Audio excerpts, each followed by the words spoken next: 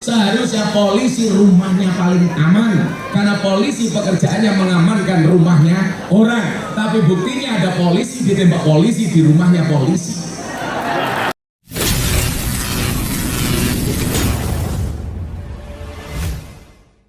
Kaum muslimin dan muslimat, terima kasih atas kesabarannya menunggu. Mudah-mudahan semuanya menjadi berkah. Saya yakin karena Anda menunggu dengan rasa cinta, cinta itu ciri-cirinya bahagia. Karena kalau gelisah namanya jatuh tempo. Gelisah bagule perawan, perawannya ayu, pokoknya lemu. Orang Wonosobo yang cantik dan tampan, izinkan aku mengucapkan I love you. Mohon izin Pak Bupati, saya sudah 12 hari nggak pulang. Baru pulang tadi malam subuh sampai ke rumah, belum sempat tidur. Jam 9 saya ada seminar di IAIN Jogja, tadi ke Temanggung, baru lanjut ke Wonosobo, nanti langsung lanjut ke Blora. Jadi saya sudah 3 hari ini belum tidur Pak Bupati. Makanya penantianmu yang hanya dari siang itu kalah dengan rasa ngantukku. Artinya saya nggak mau berangkat, tapi saya mikir manusia boleh berencana, tapi isi ATM yang menentukan. Makanya kemudian ketika kita sudah merasa beriman, Allah ingatkan kita dalam surat Al-Ankabut ayat 2. Ahasiban nas ayatraku ayaqulu amanna wa hum la yuftanun. Apa kata Allah? Apakah manusia itu mengira bahwa mereka dibiarkan saja mengatakan kami telah beriman, sedang mereka tidak diuji? Semuanya dikasih ujian oleh Allah. Mungkin Bapak Ibu melihat Gus Miftah mesti hidupnya lebih enak dibandingkan Bapak Ibu. Begitu juga sebaliknya, saya memandang hidup Anda lebih nikmat dibandingkan saya. Cukup duduk beralaskan ala kadarnya, tapi hatinya bahagia. Kenapa? Karena ketemu dengan kiai idola. Maka semuanya kemudian butuh diuji oleh Allah Subhanahu wa Ta'ala. Suatu hari seorang sahabat bertanya kepada Rasulullah Shallallahu Alaihi Wasallam, wahai Rasul, siapakah orang yang paling banyak cobaannya? Kemudian Rasulullah Muhammad Shallallahu Alaihi Wasallam menjawab, yang paling banyak cobaannya adalah para nabi. Artinya apa?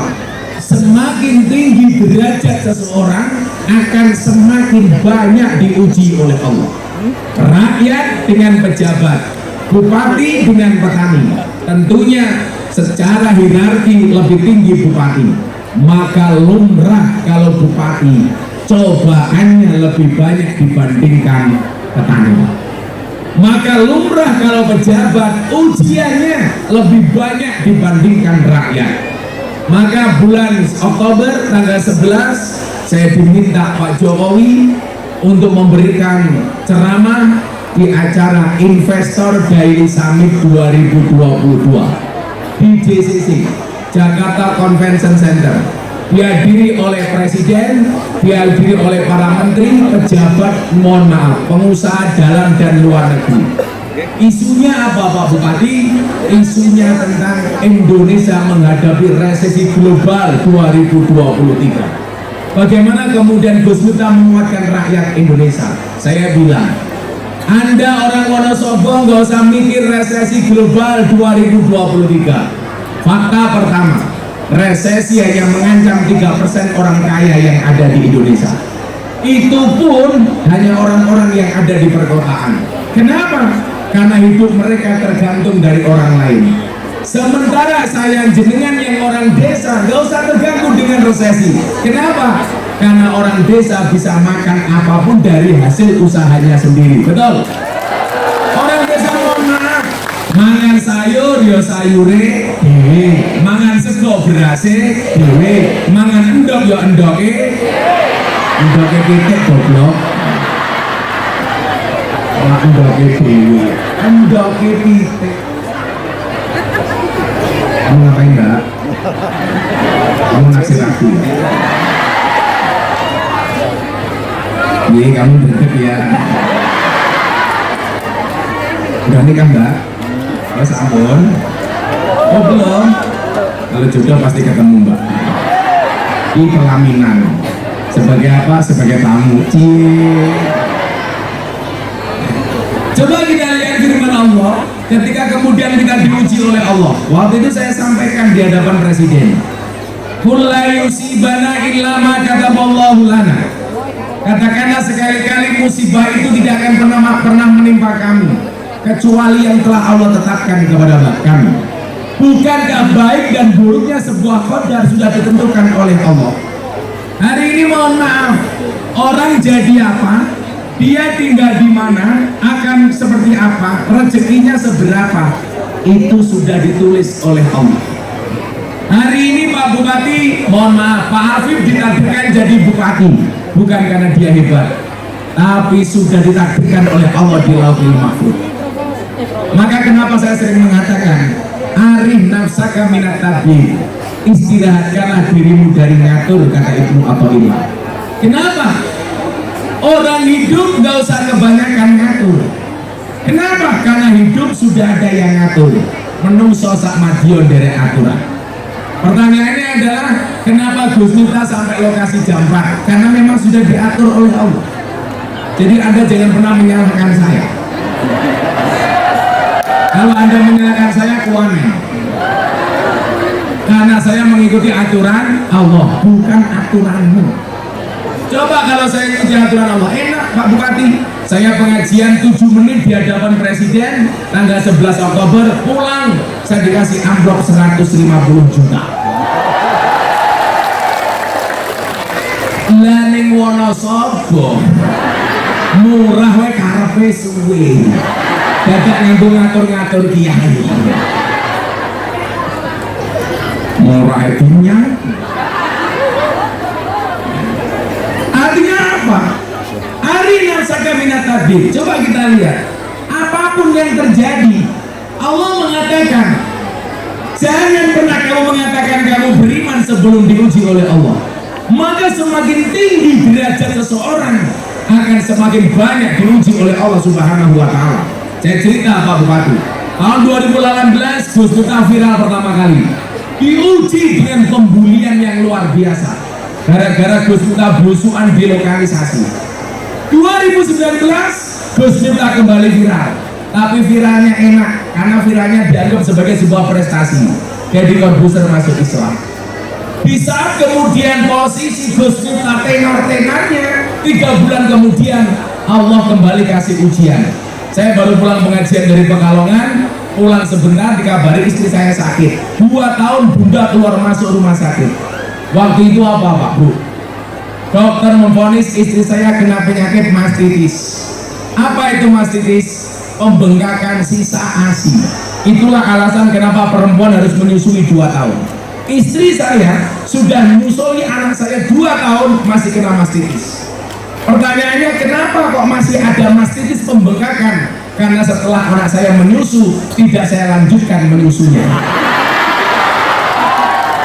Karena saya nggak pernah di rumah, akhirnya saya nggak pernah nyusu. Saya kemarin juga diuji Pak, sudah setengah bulan nggak pulang. Saya pengajian di Pasuruan, di depan panggung ada Mahmud Abbas, mamah muda, anak baru 1. Anaknya umur 1 tahun nangis. Tanpa saya duga sebelumnya, tahu-tahu buka kotak nyusoni ning ngarep panggung. Pas mata saya melihat, untungnya saya pakai kacamata hitam Pak, jadi mata saya melotot tidak kelihatan. Makanya ibu-ibu muda tolong kalau menyusui minggat dulu, jangan mancing-mancing saya, karena aku jadi ingin. Akhirnya apa? Ujian itu datang. Saya datang ke rumah sakit sebentar karena saya ada acara ulang tahun TV waktu itu di Tuban. Saya tanya, Bunda sakitnya apa sayang? Seperti kemarin Abah mastitis. Oh nggak ada yang lain, Alhamdulillah Bah nggak ada apa-apa. Saya berangkat jam maghrib sampai pertengahan jalan ke Tuban, istri saya WA sambil nangis. Abah maafkan Bunda. Kenapa sayang? Kayaknya ada tindakan lanjut dari dokter. Tolong Abah telepon dokter. Akhirnya jam 8:30 malam sebelum saya naik panggung, saya telepon sama dokter. Dokter, katanya ada tindakan lanjut untuk istri saya. Ada apa dengan penyakit istri saya? Waktu itu apa? Allah seolah-olah mengingatkan saya. Dokter bilang sama saya, mohon maaf Gus Miftah, bunda positif kanker stadium 3A. Di saat saya kemudian berada di atas angin, seolah-olah Allah ingin mengatakan apa? Miftah, kamu jangan sombong. Ketenaranmu aku yang kasih, kata Allah. Kamu viral, aku yang beri. Tapi ingat, kamu bukan siapa-siapa, kata Allah. Maka kita diingatkan firman Allah, Qulillahumma malikal mulki tu'til mulka man tasha wa tanzi'ul mulka mimman tasha wa tu'izzu man tasha wa tudhillu man tasha biyadikal khair innaka ala kulli syai'in qadir. Seolah-olah Allah ingin mengatakan apa? Minta, kamu jangan jumawa. Kamu hari ini dikenal orang karena aku mengenalkanmu kepada orang. Hari ini kamu terkenal karena aku yang membuat kamu terkenal. Kamu jangan sombong. Saya naik panggung, Bu, sudah dalam keadaan menangis. Padahal orang taunya kalau Gus Miftah ngaji itu hatinya senang. Tapi hati saya mohon maaf, hati saya tertinggal di rumah sakit. Pagi harinya saya pulang setelah ngaji 2 panggung, saya putuskan semua jadwal saya ngaji saya cancel. Ada puluhan jadwal saya cancel. Saya ke rumah sakit, istri saya sedang tertidur, dibius. Saya pegang tangannya, saya bilang, Bunda, ini bukan salah Bunda, ini salahnya Abah. 2 tahun Bunda keluar masuk rumah sakit sama sekali Abah tidak pernah ngantar. 2 tahun Bunda bersabar. Bunda bilang sama saya, Abah mohon maaf. Begitu dia bangun, beliau peluk saya, dia mengatakan apa? Abah mohon maaf, Bunda selalu merepoti Abah.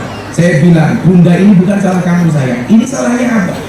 Karena selama ini aku gak pernah ada waktu untuk keluarga. Setiap hari saya harus mendatangi jamaah, harus bertemu dengan jamaah. Saya peluk istri saya bilang, istri saya nangis sambil mengatakan, Abah tidak lanjutnya bagaimana? Dokter mengatakan payudara Bunda harus diangkat, Bah.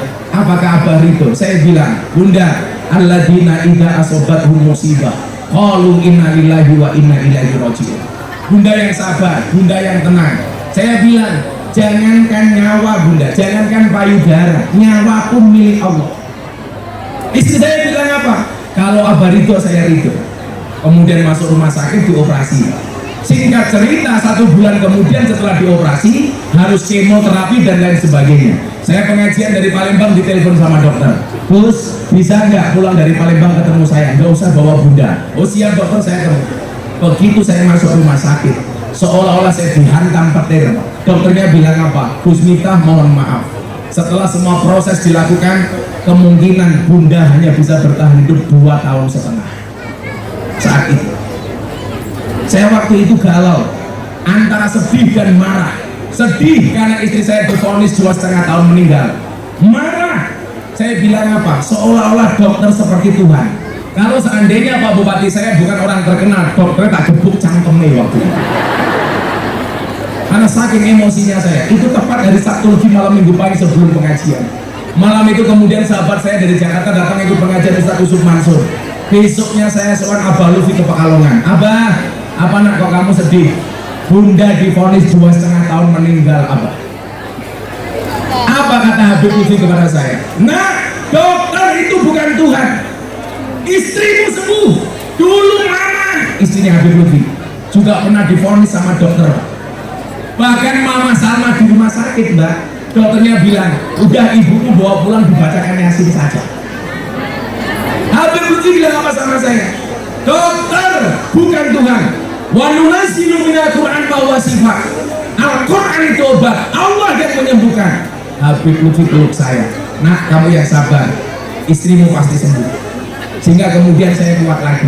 Akhirnya waktu itu saya putuskan, Pak Bupati, saya tidak mau berobat di Indonesia gara-gara dokter Indonesia memvonis istri saya mati 2,5 tahun. Saya bilang sama Bunda, Bunda kamu berangkat ke Malaysia, berobat cari dokter terbaik.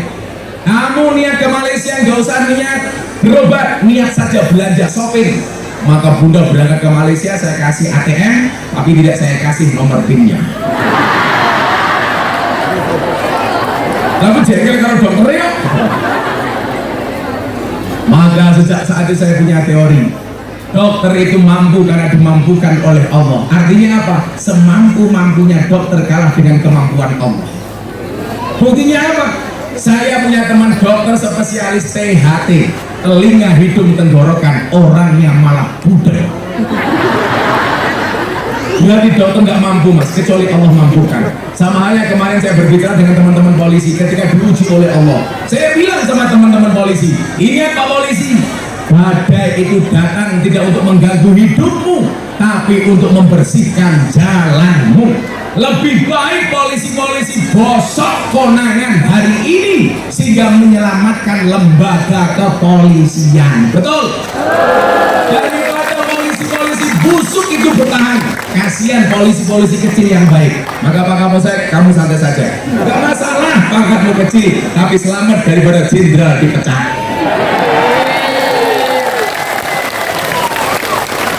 Maka setelah kemudian apa? Gak mungkin kita gak diuji. Tapi saya meyakini, coba buatnya Gus Miftah yang mungkin anak YouTuber apa? Gus Miftah selalu bilang apa? Kalau kamu yakin akan ada pelangi setelah hujan, maka kamu harus lebih yakin akan ada kebahagiaan setelah perjuangan. Setelah kemudian istri saya dioperasi waktu itu Pak Bupati, saya langsung mendapatkan 2 penghargaan. Yang pertama, Muslim Choice Award sebagai dai terbaik. Kemudian yang kedua mendapatkan gelar Santri of the Year tahun 2021. Apakah ujian berhenti sampai di situ? Tidak. Di saat saya nyaman jadi seorang mubalik, Allah kembali uji. Ceramah saya kembali viral. Ceramah di gereja. Saya dibully mati-matian. Yang membuli tidak hanya orang Wahabi, bahkan orang-orang NU ikut-ikutan membuli. Kenapa? Bukan karena beda pendapat, tapi karena beda pendapatan.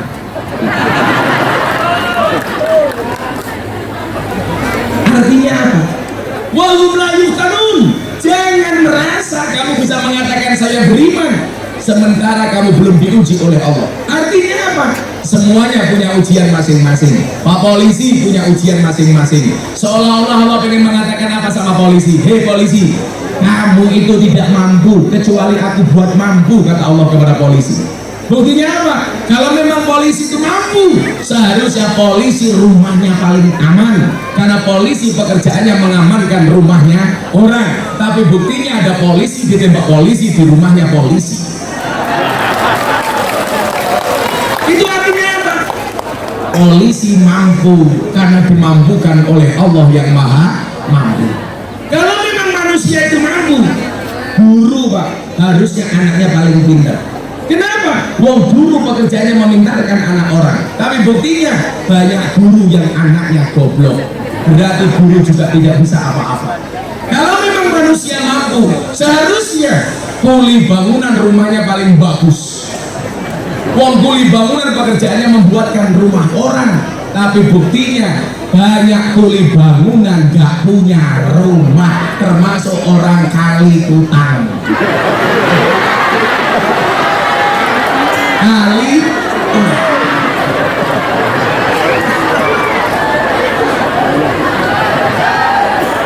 Kali utang. Kali isinya utang, gak isinya segitu. Tapi ingat, ketika kita dikasih ujian oleh Allah, apa Allah katakan dalam Al-Quran? La yukallifullahu nafsan illa wus'aha. Allah tidak akan pernah menguji manusia melebihi batas kemampuannya. Saat itu saya bilang sama istri saya, Bunda, seharusnya yang diuji itu Abah. Kenapa? Bapak Ibu, Anda kan tahu, istrinya Gus Miftah nggak pernah keluar rumah.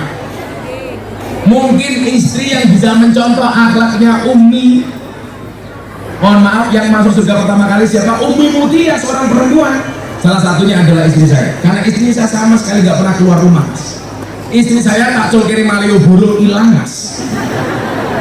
Karena nggak pernah kemana-mana, nggak punya teman arisan, globunyai juga nggak punya.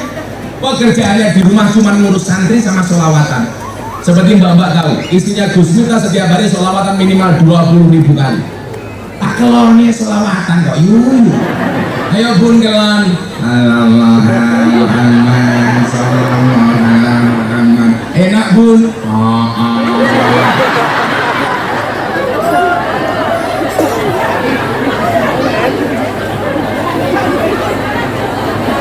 Anda masuk malam minggu. Kita gak mungkin lepas dari ujian dari Allah. Makanya kamu, anak-anak YouTuber, sing matane sak nggon-nggon ketemu Gus Miftah. Kalau hari ini kamu diuji, subscribermu belum banyak, viewermu sedikit, jangan berputus asa, nak. Siapa tahu 2 tahun lagi kamu lebih hebat daripada Deddy Corbuzier. Apa rumah saya Deddy Corbuzier seperti itu nggak diuji oleh Allah? Diuji nak. Coba kemarin baru dibully gara-gara soal perempuan. Artinya apa? Nggak mungkin seseorang akan dinaikkan derajat keimanannya tidak diuji oleh Allah. Nabi Musa alaihissalam, Anda tahu Pak, Nabi yang paling komplit musuhnya itu Nabi Musa. Makanya kenapa dikatakan Nabi Musa Nabi yang paling gagah? Musuhnya berani apa? Ada yang ngaku Tuhan, Fir'aun. Ada yang ngaku orang kaya, Korun. Ada yang ngaku ulama, Bal'am. Musuhnya Nabi Musa. Bagaimana kemudian Nabi Musa digambarkan sebagai Nabi yang paling perkasa? Kenapa? Karena ujiannya paling banyak. Bayi Musa lahir, Fir'aun membuat peraturan. Apa peraturannya? Bayi lahir dalam keadaan laki-laki harus dibunuh. Karena menurut kepercayaan dukunnya Fir'aun, bayi laki-laki akan menjadi kompetitornya Fir'aun. Artinya apa? Kalau orang Wonosobo percaya dengan dukun, saya curiga jangan-jangan orang Wonosobo cucunya Fir'aun. Karena yang paling percaya dengan dukun adalah Fir'aun. Akhirnya apa? Peraturan ini didengar oleh ibunya Nabi Musa ketika bayi. Ibunya Nabi Musa gegana, gelisah, galau, merana. Apa yang dia lakukan? Yang dia lakukan, diambil bayinya, kemudian taruh di atas ranjang, dibawa ke sungai. Dihanyutkan oleh ibunya Nabi Musa alaihissalam. Nah, ibunya Nabi Musa mohon maaf, greget. Akhirnya apa? Minum kopi.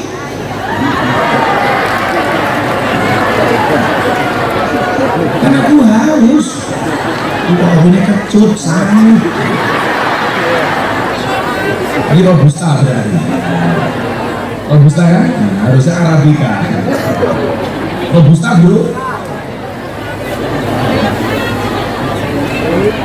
Ini sangitnya mergo-mergo kewedan ke susu. Kecutnya mergo kecampuran kelek. Menjijikkan. Akhirnya apa? Bayinya Nabi Musa terhanyut di sungai. Baru ini, mohon maaf, degan ada tutupnya kayak ini. Itu potongan. Menjijikkan. Akhirnya apa Allah takdirkan Pak Bupati? Bayinya Nabi Musa mendarat di belakang kerajaannya Fir'aun. Yang nemu siapa? Istrinya Fir'aun. Namanya siapa? Siti Asia. Dibawa pulang oleh Siti Asia ketemu Fir'aun. Hei Asia, kui sopo? Bayi. Laki-laki apa perempuan? Laki-laki, bunuh. Apa kata Asia? Jangan Mas Fir'aun. Bayi yang kamu bunuh itu bayi yang kamu cari. Ini bayinya datang sendiri. Jangan kamu bunuh. Belalah Pak. Fir'aun suami manut sama istrinya Siti Asia. Maka sejarah mencatat sejak saat itulah laki-laki kalah sama perempuan. Mbok sak gagah-gagah bupati ning kantor, ning omah ketemu bojone. Pak Bupati ki lak ning jowo kaya macan, ning omah kaya kucing tak ada. Mbok sak pinter-pintere kiai kan, diketak bojone goblok dadak tak ada. Aku hoor.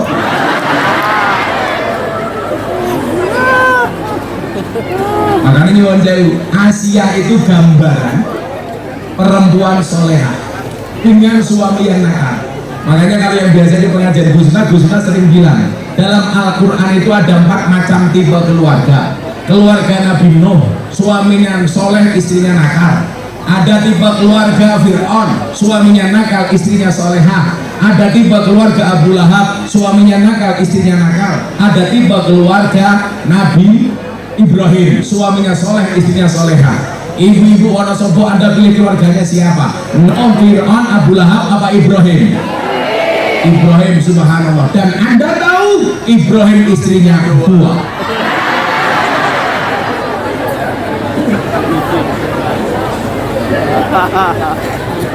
Yang belakang langsung teriak, gak jadi Fir'aun, gak jadi Ibrahim Gus, Fir'aun juga gak apa-apa. Begitu Musa nyaman di kerajaan, seneng Pak tinggal di kerajaan serba kecukupan. Apa kata Allah? Hei Musa, kamu jangan berleha-leha, perangi Fir'aun. Kenapa Tuhan? karena dia merasa dirinya adalah Tuhan. Ana rabbukumul a'la, aku adalah Tuhanmu yang paling tinggi. Disinilah kemudian Anda harus cerdas bahwa orang beragama itu pakai akal, tapi yang memutuskan adalah hati. Musa menerima perintah Allah untuk memerangi Fir'aun tidak dengan menggunakan akal, tapi dengan menggunakan hati. Mohon maaf jangan sor, kalau menggunakan akal Musa nggak mungkin berani, kalah pasukan, kalah kerajaan, kalah alutsista. Tapi apa? Musa pakai hati, kalau ini perintah Allah pasti ada kebaikan. Maka diputuskan Nabi Musa melawan Fir'aun, perang Bapak Ibu, berperang. Dan akhirnya Anda tahu Musa menang apa kalah?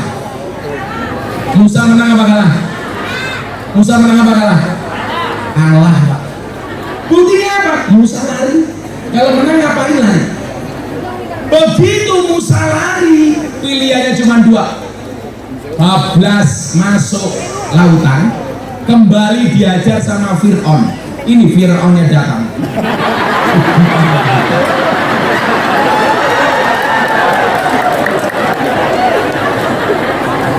Fir'aun soleh. Ya pas cerita kayak Fir'aun, aku mau ketemu lu.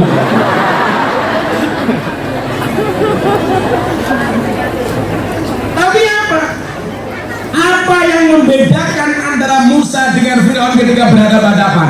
Bedanya satu, Pak. Sehebat-hebatnya Fir'aun merasa dirinya adalah Tuhan, sementara selama-lamanya Musa di dalam hatinya ada Tuhan. Siapa yang diselamatkan oleh Allah? Dia yang merasa di dalam hatinya ada Allah. Itulah alasan kenapa dikatakan qalbun mu'min baitullah. Rumah hatinya orang mukmin adalah rumahnya Allah. Maka kemudian apa? Kullu yusibana illa ma kataballahu lana. Tidak mungkin musibah itu menimpa kami kecuali yang telah Allah tetapkan kepada kami. Tapi kemudian Allah lanjutkan dengan kalimat yang indah. Huwa maulana. Dialah Allah sebagai penolong kami. Maka saya bilang sama Pak Jokowi di acara JCC, saya bilang, mohon maaf, kenapa bangsa Indonesia takut dengan resesi? Kita dikasih banyak kemudahan oleh Allah. Coba Anda lihat, ekonomi bangsa Indonesia hari ini 7 besar negara di dunia. Hanya kalah dari Cina, hanya kalah dari Amerika, hanya kalah dari India. Di Asia kita nomor 1, Pak. Malaysia kalah, Pak. Kenapa kita takut? Dulu Indonesia banyak bergantung dengan negara-negara di luar. Sekarang orang luar banyak bergantung dengan Indonesia, Pak. Kenapa? Kita punya emas, kita punya batu bara, kita punya nikel. Artinya apa? Tinggal ketakwaan kita kepada Allah ditambahi. Maka orang beriman itu cirinya apa? Al-Anfal ayat 2. Idza dzukirallahu wajilat qulubuhum. Ketika disebutkan nama Allah bergetarlah hatinya. Tambahi saja le imanmu. Kalau nama Allah disebutkan bergetar, ada ayat Quran dibacakan, didengarkan. Makanya kenapa kalau ada orang mati dibacakan tartil Quran, ayat-ayat musibah, ayat-ayat layatan, supaya didengarkan. Maka ayatnya apa? Wa idza quri'al Quran fastam'u lahu wa ansitu la'allakum turhamun. Tapi lucunya wong kutilan. Kali Tuhan, kalau ada orang layatan dibacakan ayat-ayat kematian, mohon maaf, didengarkan apa ditinggal ngomong masing-masing? Ditinggal ngomong dewe-dewe. Wa idza tuliyat alaihim ayatuhu zadatuhum imanan.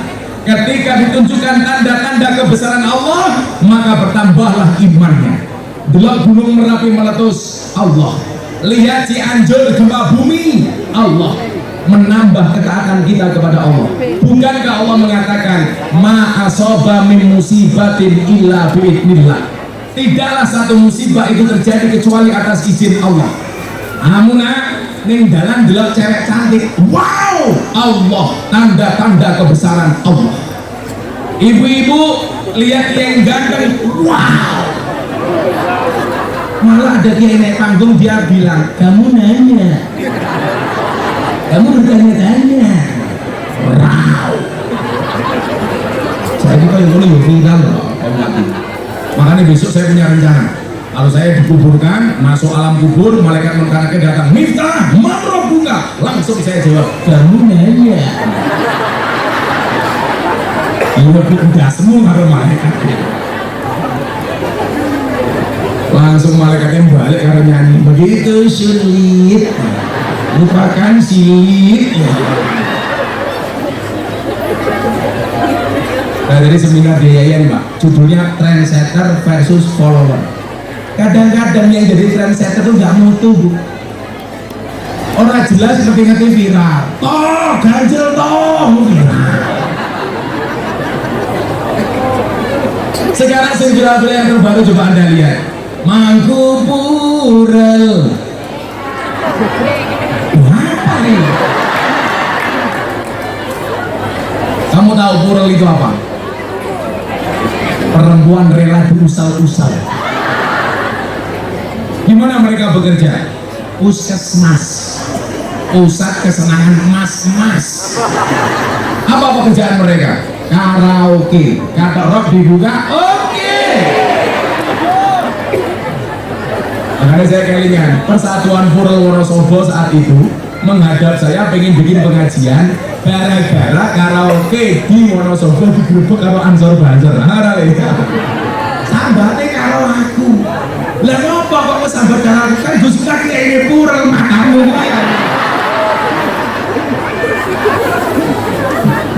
Akhirnya saya sempat bikin pengajian sekali sama Purel-Purel di Wonosobo. Ya Allah, begitu saya masuk semuanya sudah menggunakan pakaian dinas masing-masing. Untungnya saya pakai kacamata hitam, Pak, sehingga mata saya melotot tidak kelihatan. Wow. Buang mau mana? Santai mawon, Bu.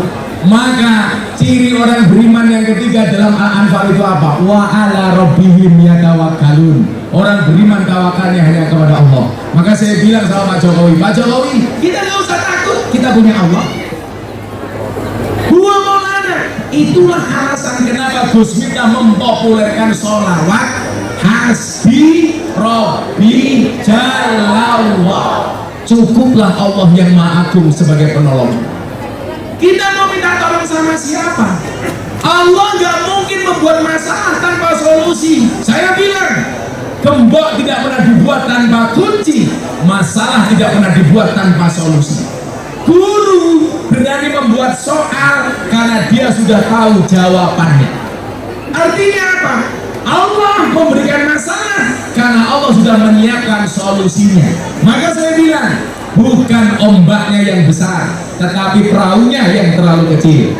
Bukan ujiannya yang besar, tapi iman kita yang terlalu lemah. Makanya saya bilang, ada cerita, ini dari Gus Dur, Pak. Gus Dur cerita, ada kiai sukanya berburu. Setelah Jumatan berangkat ke hutan, membawa senapan, ketemu macan. Sama kiai, macannya ditembak, dur. Berulang kali ditembak, harimaunya tidak mati. Ternyata macannya kebal. Kayaknya macannya sudah berburu sama banser, nguntal gotri. Santai saya. Dari kemarin ditanya, Gus, di mana polisi, TNI apa banser? Banser. Kenapa? TNI polisi banyak SK-nya masuk bank untuk hutan. Banser nggak ada yang memasukkan SK-nya ke bank. Kenapa? Jangan bangga dulu. Kenapa? Karena banser SK-nya nggak laku masuk bank.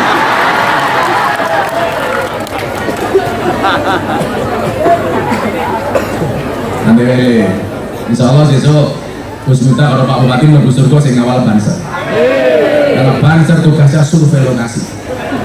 Begitu survei lokasi, surganya siap, kiainya masuk, bansernya metu meneh. Lumayan. Banser dilawan. Tapi kemarin saya tersinggung, Pak. Santri saya nyalon TNI dan ditolak. Katanya, kenapa santri saya ditolak masuk TNI? Giginya jelek, Gus. Langsung panitia tak seneni. Hei Pak tentara, kowe ngerti tak? Tugasnya tentara ini esuk perang. Sing jenenge perang itu tembak-tembakan, ora cokot-cokotan.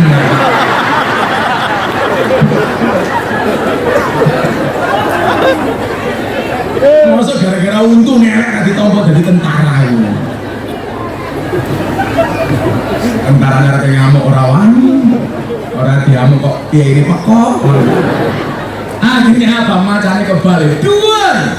Begitu gurunya habis, gantian Pak Kiai dikejar sama macan. Kiainya lari, wut, ketemu jurang. Pilihannya cuma dua. Masuk bablas, masuk jurang, kembali dimakan macan. Kiai ingat dengan Al-Anfal ayat 2. Wa ala rabbihim yatawakkalun. Tangannya diangkat oleh Kiai, kemudian dia berdoa, ya Allah, kalau saya harus mati dimakan macan, tolong matikan aku dalam keadaan husnul khotimah. Begitu matanya dibuka, ternyata macannya nggak makan Pak Kiai. Justru macannya mengangkat kedua kaki depannya. Pak Kiai bertanya kepada macan, macan, kenapa kamu nggak makan saya? Dijawab sama macan, yang sabar Pak Kiai, saya juga sedang berdoa. Kiainya bertanya kepada macan, macan, kamu doa apa? Allahumma barik lana. Jadi doa nguntal Kiai. Bapak Ibu, disinilah kemudian ketika seseorang diuji oleh Allah, lebih mengutamakan hatinya bukan akalnya. Maka mohon maaf, sebesar apapun ujian itu tidak akan pernah mengganggu kita. Bahasa saya ke Kapolri ketika di Probolinggo, saya bilang yang tadi saya bilang, Pak Kapolri, badai itu datang tidak untuk mengganggu hidupmu, tapi untuk membersihkan jalanmu. Artinya apa? Kalau kemudian Pak Bupati diuji, jangan baper. Kalau nggak mau diuji, jangan jadi bupati.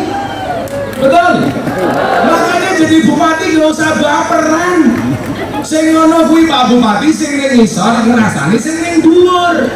Bukan yang di atas ngrasani sing ning ngisor. Kalau saya nggak pernah ngrasani, mungkin tak tabrak kayak wis tuwa jilbabe pink. Cuma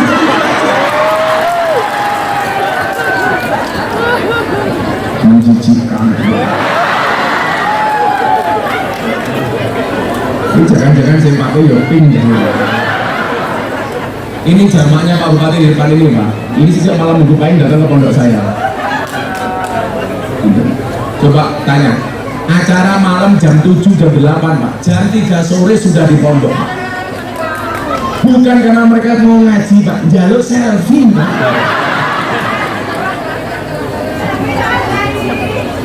Wong Wonosobo kuwi lak njaluk foto, ya Allah, kadang-kadang sing maju ra tangane susune Gus. Ya Allah. Anakku jadi mikir.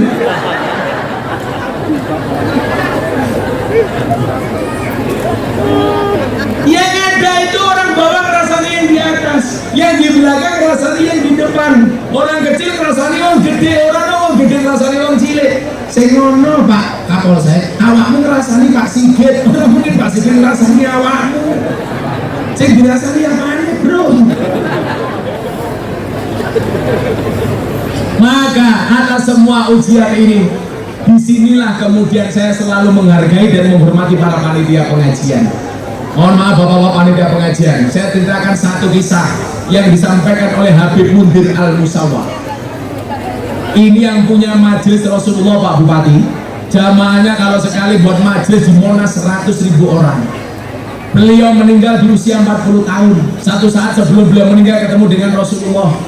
Beliau bertanya kepada Rasul, Rasul, saya kangen sama engkau. Kapan kita bisa bersama? Apa kata Rasulullah? Sebelum usia 40 tahun kamu akan ketemu aku, wahai Habib Mundir Al-Musawwar. Yang saya ceritakan bukan itu.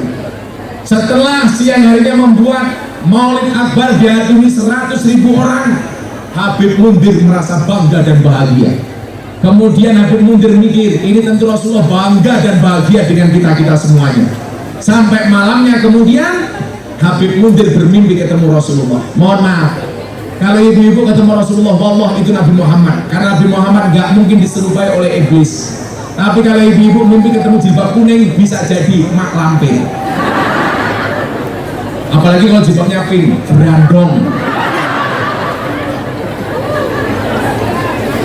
Dalam mimpi itu, Habib Mundir melihat betapa bahagianya wajahnya Rasulullah. Wajahnya munawarah berseri-seri.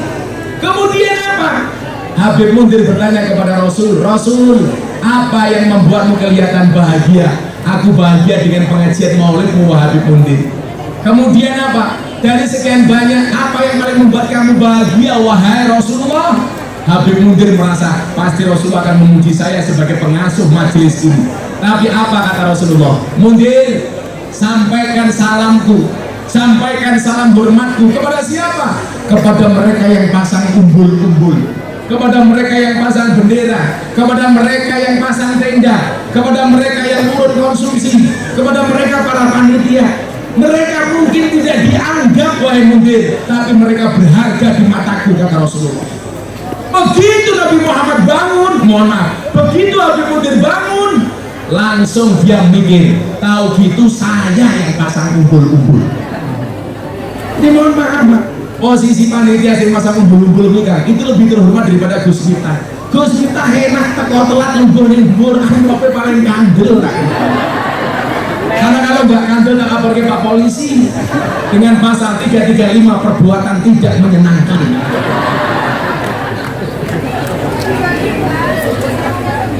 Apa Bu? Bagi-bagi dasar janda.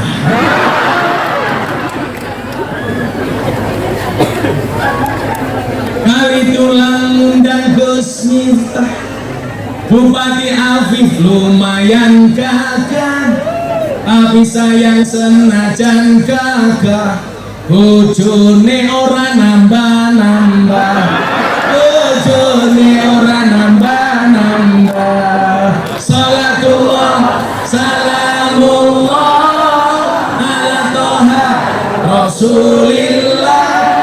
Salatullah salamullah ala Yasin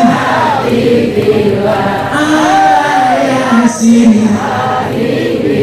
Minum kopi rasanya nikmat, beli bakso di tengah kota, ayo ngaji dan bersolawat dari Wonosobo untuk Indonesia, dari Wonosobo untuk Indonesia. Salatullah salamullah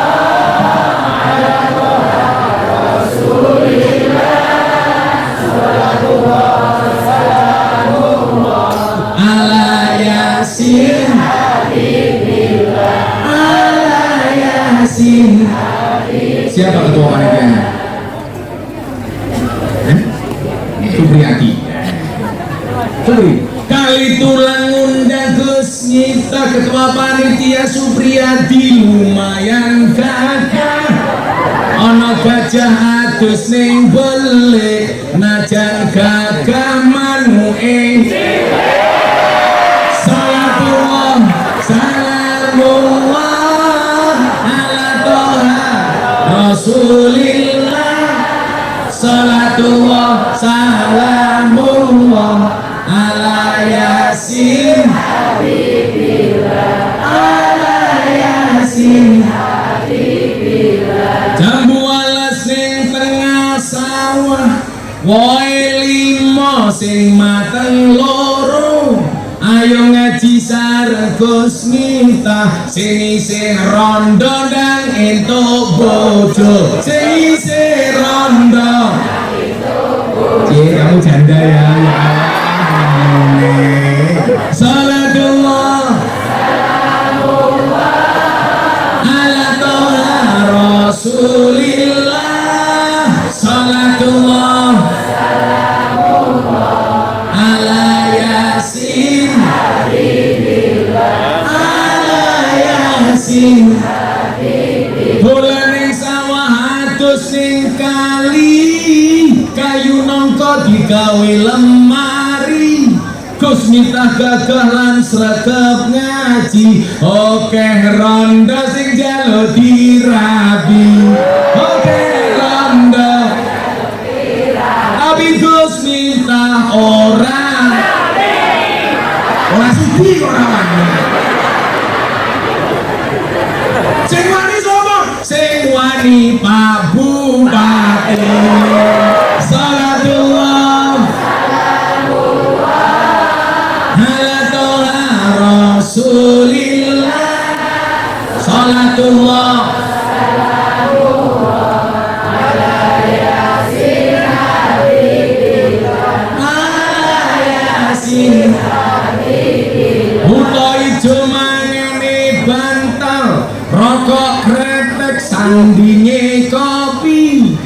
Wali jomblo rasa jual mahal, selak tuwek ora payu rabi, selak tuwek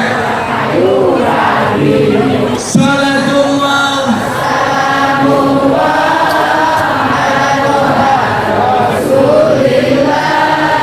salatullah ala yasin habibillah ala yasin rokok klobot mereke codot, utang ngotot nyaure alot, tuku kotang ning pasar Jagir, nagih utang WA diblokir, nagih utang WA diblokir. Sapa wong jilbabe aping?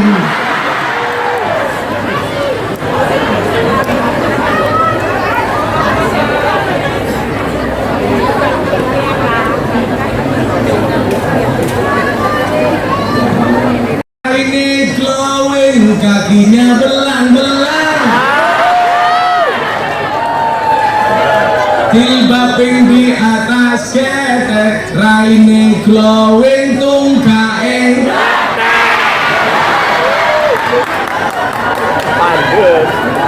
Ngomong kemalinnya kayak gini ya Allah, sandet meteng loh.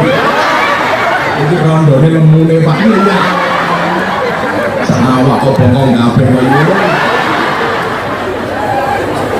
Maka nuwun sewu, pentingnya pengajian itu Pak Bupati. Maka alhamdulillah jenengan gawe pengajian. Sing ngampuh tiang kali mani gawe pengajian. Bupati ini orang tahu ngundang tak kan. Apa Bu? Oh hari jadi. Larang undang kuala. Saya itu gara-gara ceramah di gereja tahun 2021 Pak. Anda tahu diundang oleh siapa? Wali kota Los Angeles, Amerika Serikat. Berbicara toleransi. Bupati Wonosobo. Oh, udah. Kita kan di duit Bupati ini. Terus dengarnya muka-muka Pak Bupati ngundian. Muka-muka Pak Bupati panjang umur. Mau saat belum mati Bupati ini urip duit. Ayo kanca-kanca panitia pengajian Supriyadi. Kenapa ini penting? Coba Anda baca satu ayat dalam surat Yasin sebagai penutup. Wajah min aqsal madinati rajuli yas'a. Qala ya qaumi tabi'ul mursalin. Pak Bupati mohon maaf. Ini kanca-kanca wingging yang Anda mungkin tidak punya jabatan di atas. Kelas umpamanya yang saya jangan meremehkan panitia pengajian. Kayak Supriyadi Cimanu cilik rumono. Paling dibuka sarung di sini mau kayak pentil. Sarungmu apa tadi? Oh, gajah duduk. Dibuka sarungnya muncul belalainya. Telah datang dari sudut kota seorang laki-laki. Laki-laki namanya siapa Pak Bupati? Habib bin Musa An-Najjar. Ini pekerjaannya hanya tukang tebang kayu. Tapi Anda tahu, ketika Habib bin Musa An-Najjar meninggal dunia, ditangisi oleh para malaikat. Langit bergemuruh, kemudian semua orang bertanya, apa hebatnya Habib bin Musa An-Najjar sehingga kematiannya menggemuruhkan alam langit? Ternyata satu, qala ya qaumi tabi'ul mursalin. Dia mengatakan kepada kaumnya, hei kaum, ikuti para nabi dan rasul. Nuwun sewu, Habib bin Musa An-Najjar matinya harum karena dia senang kalau ada rasul dan nabi ngaji. Habib bin Musa An-Najjar ajak-ajak, itu berarti ayat panitia pengajian. Itu artinya apa? Kalau Supriyadi mati sekarang ditangisi oleh para malaikat. Mati yo, dimati yo.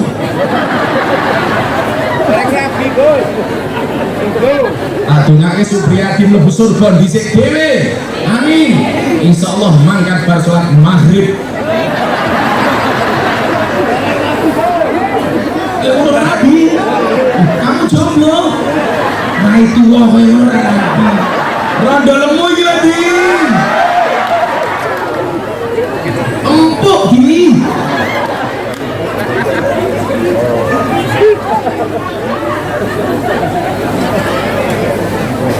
Pak langsung, Mbak aku kamu nikahi cie. Kan kamu udah tua. Maka hari ini saya berharap semua pasrahkan urusannya hanya kepada Allah. menjadikan masjid sebagai pusat peradaban. Insya Allah Allah sebaik-baik pemberi solusi. Amin Allahumma amin. Hasbi Rabbi Jalallah ma fi qalbi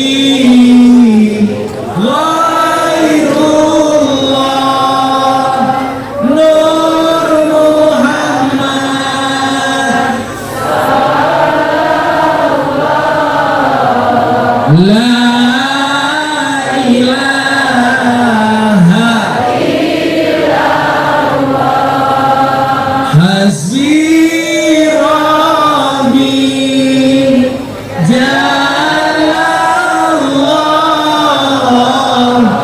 ma fi qalbi Ghairullah Nur Muhammad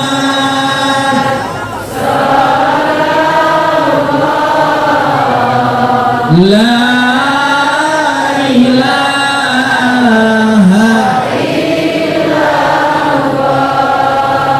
Hasbi Rabbi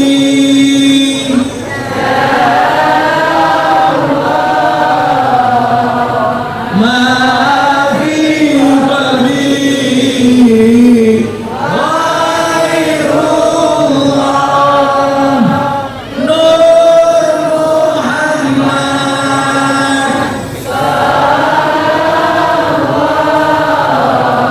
La ilaha illallah Bismillahirrahmanirrahim Allahumma salli ala Sayyidina Muhammad wa ala ali Sayyidina Muhammad walhamdulillahi rabbil alamin Allahumma rzuqna istiqamah Allahumma rzuqna bi ziyadatil ilmi wal rizqi wal ibadah Allahumma rzuqna ziyaratal Makkah wal Madinah Allahumma rzuqna dzurriyyatan thayyibah Allahumma rzuqna ahlan sakinatan mawaddatan warahmah Allahumma rzuqna bi alfi quwwah Allahumma rzuqna bi alfi barakah Allahumma rzuqna bi alfi karamah Allahumma rzuqna min ahli sunnah wal jamaah Allahumma rzuqna bi husnil khatimah wa na'udzubika min su'il khatimah wa adkhilna jannata ma'al abrar ya aziz ya ghafur ya rabbal alamin.